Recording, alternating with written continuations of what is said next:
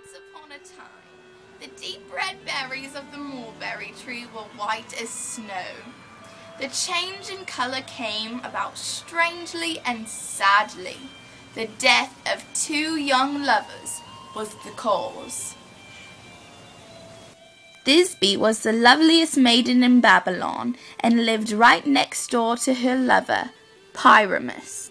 Pyramus was the most handsome lad, and naturally, growing up side by side, he wanted to marry Thisbe, but a wall and their parents kept them apart.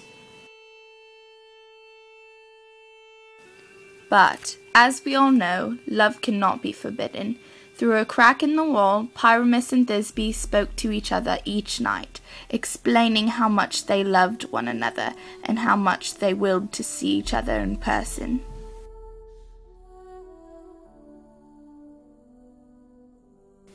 Together, Pyramus and Thisbe devised a plan to sneak away and meet at the tomb of Ninnis under a mulberry tree with snow-white berries, beside of a spring.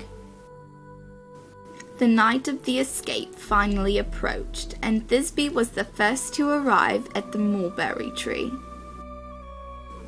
When she arrived, she spotted a lioness and quickly fled. Dropping her cloak, Thisbe had no idea how much harm it would do. The lioness tore apart Thisbe's cloak and stained it with blood, setting up an accidental illusion for Pyramus. Seeing the cloak, he assumed that Thisbe was dead and sliced himself with the sword.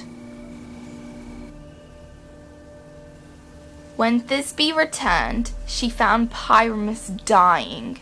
After holding him until he died, Thisbe, too, killed herself. When Thisbe and Pyramus slashed themselves with the sword, their blood dyed the white berries of the mulberry tree red. This is the tale that the Greeks used to explain how the mulberries got their color. The end.